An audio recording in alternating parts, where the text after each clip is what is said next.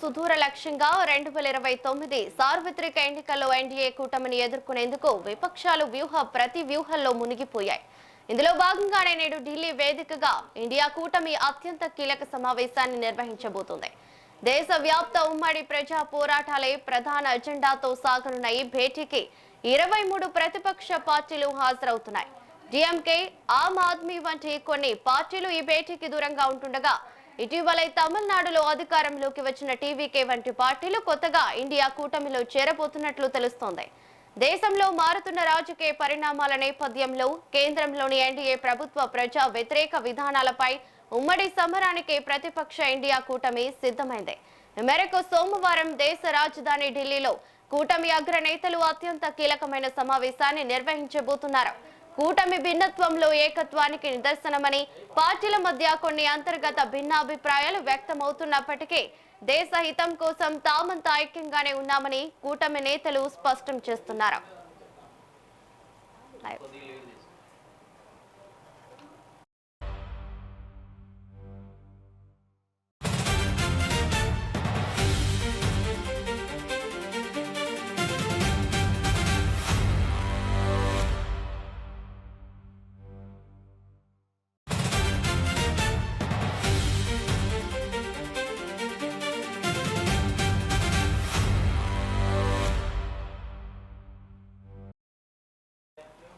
ఇక దేశం కోసం తామంతా ఐక్యంగానే ఉన్నామని కూటమి నేతలు స్పష్టం చేస్తున్నారు.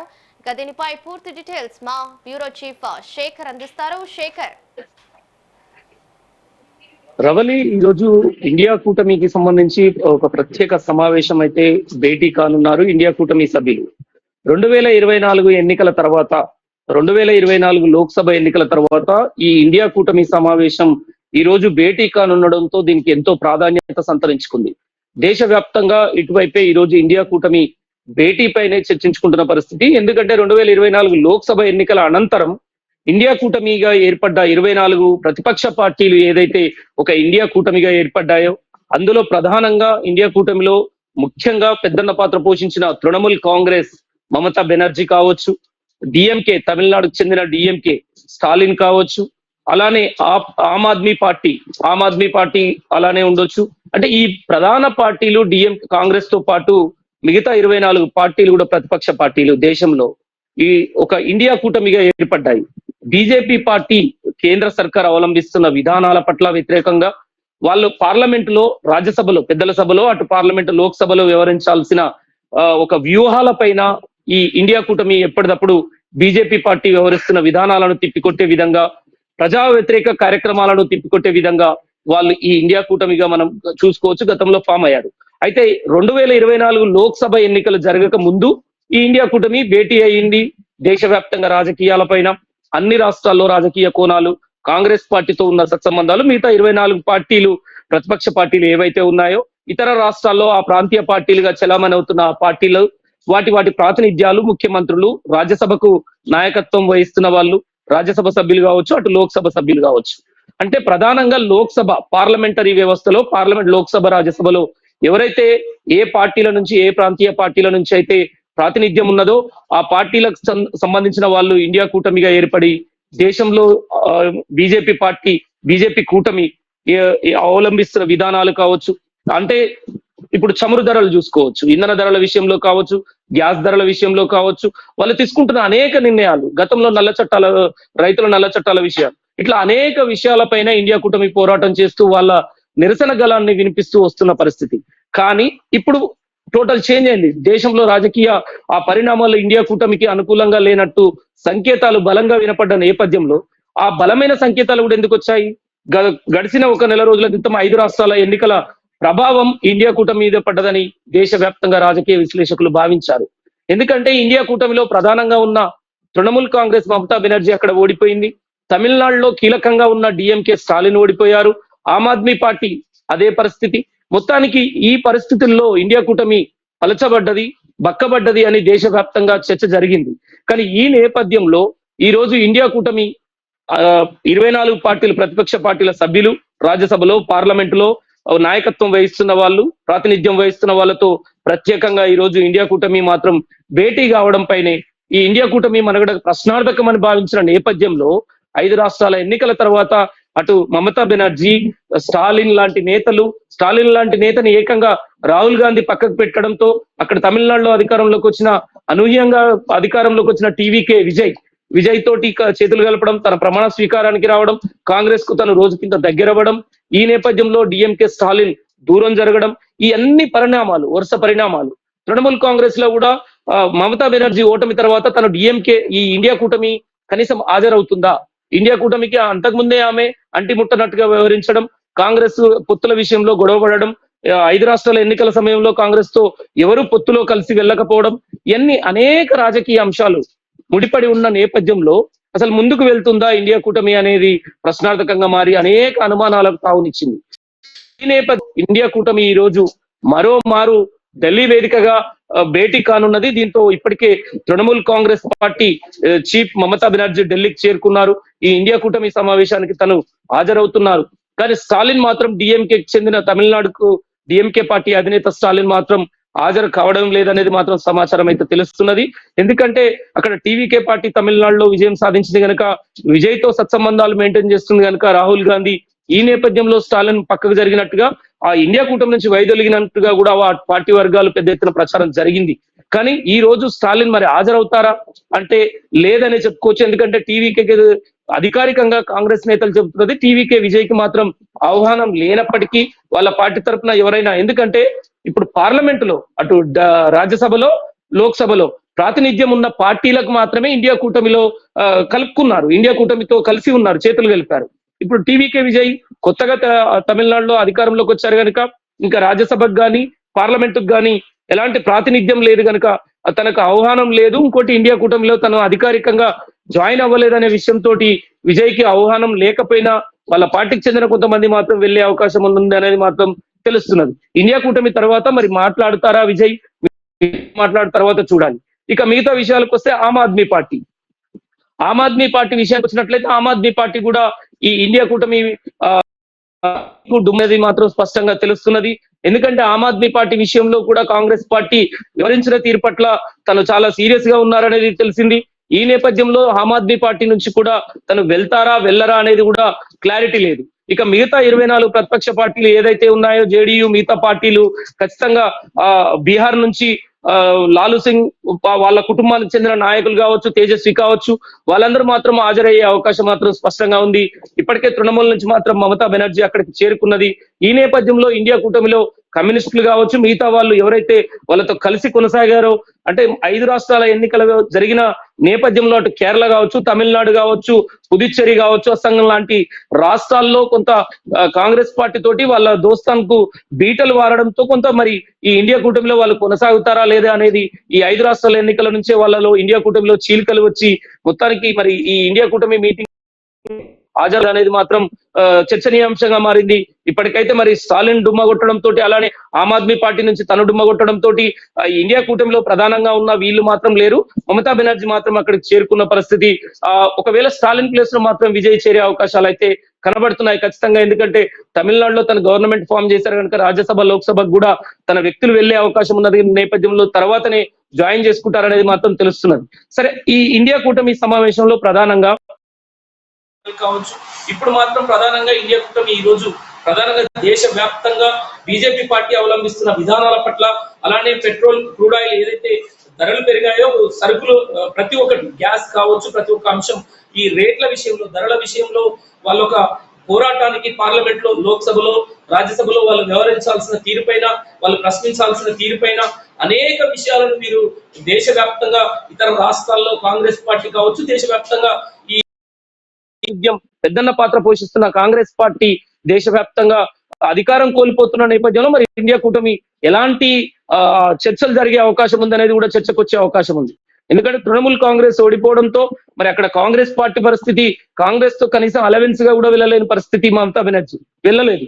ఈ నేపథ్యంలో కాంగ్రెస్ పార్టీతో మరి వాళ్ళు కొనసాగుతారా, ఈ రోజు ఇండియా కూటమిలో ఎలాంటి రకరకాల చర్చలు మాత్రం బయట విశ్లేషకులు, రాజకీయ విశ్లేషకులు చెబుతున్నప్పటికీ మరి తృణమూల్ కాంగ్రెస్ ఇండియా కూటమి ఓడిపోయింది కనుక ఇండియా కూటమి తోటి కలిసి ముందుకు వెళ్లి ఇండియా కూటమి బలోపేతం పైన వీళ్ళందరూ ముందుకు వెళ్తారా? మిగతా రాష్ట్రాల పార్టీలు, ప్రాంతీయ పార్టీలతో కలుపుకొని దేశవ్యాప్తంగా బీజేపీ పైన పోరాటం చేయడానికి వీళ్ళు సంసిద్ధంగా ఉన్నారా? మరి బీజేపీ అవలంబిస్తున్న విధాల పట్ల కావచ్చు, బీజేపీ ప్రతి ఒక్క తీసుకుంటున్న నిర్ణయాల పట్ల కావచ్చు, మరోసారి బీజేపీ అధికారంలోకి వస్తుందని పదే పదే నరేంద్ర మోడీ ఈ ఇండియా కూటమి ఆలోచించి చర్చించి ఎలాంటి నిర్ణయాలు తీసుకోబోతుంది, బీజేపీని అడ్డుకట్ట వేయడానికి, బీజేపీని ఎదుర్కోవడానికి దేశవ్యాప్తంగా వరుసగా బీజేపీ అధికారంలోకి వచ్చి యాట్రిక్ కొట్టిన నేపథ్యంలో మళ్ళీ 2.5 ఏళ్లు గడుస్తున్న నేపథ్యంలో మరోసారి బీజేపీ అధికారంలోకి రాబోతుందని ఇక్కడ ప్రతిపక్ష నేత అసలు దేశంలో ప్రతిపక్ష పాత్ర పోషించడానికి విఫలమయ్యారు అంటూ పదే పదే నరేంద్ర మోడీ చెబుతున్న నేపథ్యంలో దేశ ప్రధాని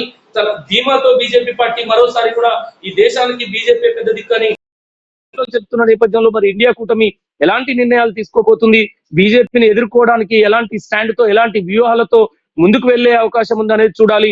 5 రాష్ట్రాల ఎన్నికల రివ్యూ కావచ్చు, 5 రాష్ట్రాల ఎన్నికల ఫలితాల విషయంలో కూడా ఈ రోజు ఇండియా కూటమిలో సమావేశంలో చర్చించే అవకాశం ఉంది. ఇండియా కూటమి ఓవరాల్ గా వాళ్ళు తీసుకునే స్టాండ్, ఎలాంటి వ్యూహాలు, దేశవ్యాప్తంగా రాజకీయాలు, దేశవ్యాప్తంగా జరుగుతున్న పరిణామాలు చూసుకోవచ్చు. కొత్త పార్టీలు రావడం, పాత పార్టీలు పోవడం, ఇండియా కూటమిలో జాయిన్ అవుతున్న వాళ్ళు ఎవరు, పోతున్న వాళ్ళు ఎవరు, రాజకీయ పరిణామాలు, ప్రాంతీయ పార్టీలు ఇతరులతోటి దోస్తీ కట్టడం, రకరకాలుగా చూసుకోవచ్చు. మనం బీజేపీ పార్టీకి కూడా ఒక కూటమిగా ఏర్పడి వాళ్ళకు కూడా సపోర్ట్ చేస్తున్నారు. పక్క రాష్ట్రం తెలుగు రాష్ట్రాల్లో ఆంధ్రప్రదేశ్ నుండి చంద్రబాబు నాయుడు ఉన్నారు, టీడీపీ పార్టీ, జనసేన పార్టీ ఉంది.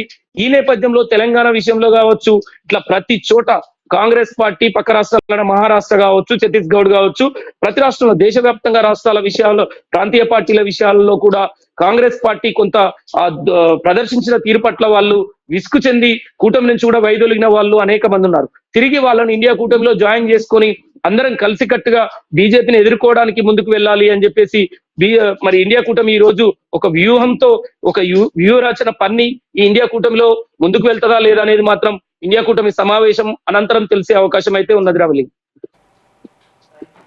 మరి మమతా బెనర్జీ పరిస్థితి అయితే చాలా దారుణంగా కనిపిస్తుంది శేఖర్. ఆవిడ రోడ్డు మీదకు వచ్చి మరి నిరసనలు తెలుపుతున్నారు.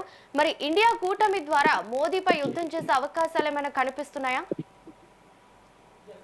ఎస్ రవలి, అంటే మమతా బెనర్జీ నిజంగా మీరు తృణమూల్ కాంగ్రెస్ ఏదైతే పశ్చిమ బెంగాల్లో కాంగ్రెస్ తో అలవెన్స్ గా ఎన్నికల్లో వెళ్ళి ఉంటే మొన్నటి ఎన్నికల్లో అది వేరేలా ఉండేది. కానీ అక్కడ తృణమూల్ కాంగ్రెస్ మమతా బెనర్జీది ఇక్కడ తను ఓవర్ కాన్ఫిడెంట్ అని కూడా చెప్పుకోవచ్చు. ఎందుకంటే ఖచ్చితంగా కాంగ్రెస్ పార్టీ సపోర్ట్ లేకుండా తను ఇండియా కూటమిలో మాత్రం కీ రోల్ గా ఉన్నది. కానీ అలవెన్స్ విషయంలో మాత్రం కాంగ్రెస్ పార్టీతో తను కలిసి వెళ్ళలేదు. తన సొంతంగా తృణమూల్ కాంగ్రెస్ పశ్చిమ బెంగాల్లో ఎన్నికల బరిలో దిగింది. ఈ నేపథ్యంలో అక్కడ భంగపాటు ఎదురైంది. అంటే కాంగ్రెస్ తో కలిసి వెళ్ళనందుకే జరిగిందని కాదు, మొత్తానికి పశ్చిమ బెంగాల్ ప్రజలు తీర్పును బీజేపీ వైపు ఇచ్చారు. అది కూడా పెద్ద ఎత్తున తీర్పు కట్టబెట్టారు, బీజేపీకి పట్టం కట్టారు పశ్చిమ బెంగాల్ ప్రజలు. ఈ నేపథ్యంలో తృణమూల్ కాంగ్రెస్ మాత్రం నిజంగా చెప్పుకోవాల్సిందే, తృణమూల్ కాంగ్రెస్ అంత పెద్ద పార్టీగా వరుసగా పశ్చిమ బెంగాల్ నేలిన తృణమూల్ కాంగ్రెస్ చెతికిల పడ్డది అనడంలో మాత్రం ఎలాంటి సందేహం లేదు. పశ్చిమ బెంగాల్లో ఈ స్థితిలో తిరిగి తన పార్టీ పరిస్థితి ఇప్పటికే వర్గపోరుతో, తన అల్లుడు అభిషేక్ బెనర్జీతో కూడా అక్కడ వర్గపోరుతో వచ్చి అక్కడ గొడవలు జరుగుతున్న పరిస్థితి తృణమూల్ కాంగ్రెస్ లో చీలికలు ఏర్పడ్డాయి. రోజు పార్టీ నేతల మధ్య సఖ్యత లేక వివాదాలతో తృణమూల్ కాంగ్రెస్ ఓడిపోయి ఇప్పటికే ఇబ్బంది పడుతున్న నేపథ్యంలో మూలిగే నక్క మీద తాటిపడ్డట్టుగా సొంత పార్టీలోనే అల్లుడు, గెలిచిన మంది కూడా తృణమూల్ కాంగ్రెస్ వైపు ఉండేలాగా లేరు. రోజుకో రాజకీయం అక్కడ రాజుకుంటుంది. వాళ్ళ మధ్యలో వర్గపోరుతో తృణమూల్ కాంగ్రెస్ సతమతం అవుతుంది. ఈ నేపథ్యంలో మమతా బెనర్జీ రోడ్డు మీదకి వచ్చి ఏకంగా బీజేపీ వ్యవహరిస్తున్నది ఈ విధంగా తమ పార్టీలో చిచ్చుబెట్టింది అంటూ, అరెస్టులు చేస్తున్నారంటూ, బెదిరిస్తులు చేస్తున్నారు, దాడులు చేస్తున్నారంటూ తన రోడ్డు మీదకి వచ్చి నిరసన తెలుపుతుంది. కానీ మమతా బెనర్జీకి తోడుగా ఎవరు లేరు. ఈ నేపథ్యంలో కాంగ్రెస్ పార్టీలో కీలక రోలుగా ఉన్న ఇండియా కూటమిలో కీ రోల్ గా ఉన్న మమతా బెనర్జీ తిరిగి ఈ రోజు ఢిల్లీకి చేరుకుని ఇండియా కూటమితో ప్రత్యేకంగా భేటీ అయ్యారు. అయితే ఖచ్చితంగా ఇక్కడ కాంగ్రెస్ సపోర్టు, ఒక జాతీయ పార్టీ సపోర్టు ప్రాంతీయ పార్టీకి తీసుకొని పశ్చిమ బెంగాల్లో మళ్ళీ బీజేపీని ఎదుర్కోవాలంటే జాతీయ పార్టీ సపోర్ట్ అవసరమని భావించవచ్చు. ఖచ్చితంగా తను ఈ రోజు ఇండియా కూటమి సమావేశంలో అదే అంశాన్ని కూడా ప్రస్తావించవచ్చు అనేది మాత్రం రాజకీయ నిపుణులు చెప్తున్నారు. ఎట్టి పరిస్థితుల్లో మమతా బెనర్జీ మళ్ళీ కాంగ్రెస్ పార్టీ తోటి ఒక పూర్వం, అంటే ఇండియా కూటమిలో ఏదైతే కీ రోల్ గా ఉన్నారో గతంలో అధికారంలో ఉన్నప్పుడు, అయినా సరే జాతీయ పార్టీ కాంగ్రెస్ పార్టీతో ఇప్పుడు కలుపుకొని బీజేపీ పైన పోరు సాగించాలంటే పశ్చిమ బెంగాల్లో కాంగ్రెస్ మళ్ళీ ఇండియా కూటమిలో చేతులు కలిపి కాంగ్రెస్ పార్టీ మద్దతుతో కొట్లాడడానికి తను సిద్ధమవుతున్నట్టుగా మాత్రం సంకేతాలు అయితే అందుతున్నాయి రవలి. మరి ఇప్పటికే 73% వరకు కాషాయ పార్టీ దేశవ్యాప్తంగా అలుముకొని ఉంది. మరి ఇలాంటి పరిస్థితుల్లో కాంగ్రెస్ పార్టీ ఎలాంటి ప్రణాళికలు రచించాల్సి ఉంటుంది? ఎస్ రవలి, అంటే ఇప్పటికే దేశవ్యాప్తంగా మనం చూసుకోవచ్చు. మన హైదరాబాద్కి వచ్చినప్పుడు కూడా, తెలంగాణకు వచ్చినప్పుడు కూడా నరేంద్ర మోడీ చెప్పింది ఒకటే, దేశవ్యాప్తంగా కమల వికాసమే కాబోతున్నది, కాషాయం జెండా ఎగరబోతున్నది. 5 రాష్ట్రాల గెలుపులో ఎన్నికల ఫలితాలను చూసుకోవచ్చు. కేరళ మినహా మిగతా పార్టీలు, అంటే తమిళనాడులో విజయ్ టీవీకే ప్రాంతీయ పార్టీ మినహా రిపీట్ చేసింది. అంటే అధికారాన్ని హ్యాట్రిక్ ద్వారా కాషాయ జెండా బీజేపీ పార్టీ కైవసం చేసుకున్న పరిస్థితి చరిత్ర తిరగరాసిందని చెప్పొచ్చు. పశ్చిమ బెంగాల్ ఎన్నికల్లో మనం చూసాం. అంటే వరుసగా పశ్చిమ బెంగాల్లో కనీసం బీజేపీ కార్యకర్తలు లేరన్న స్థితి నుండి ఈ రోజు అత్యధిక స్థానాలు భారీ మెజార్టీలతోటి పశ్చిమ బెంగాల్నే కైవసం చేసుకుంది. ఆ ధీమా బీజేపీలో ఎక్కువగా పెరిగింది. ప్రజలు బీజేపీ వైపు చూస్తున్నారు. ఇప్పుడు మీరు అన్నట్టుగా 73% దేశంలో బీజేపీ హవా కొనసాగుతున్నది. రానున్న రోజులలో కూడా సౌత్ ఇండియాలో పాగా వేస్తాము.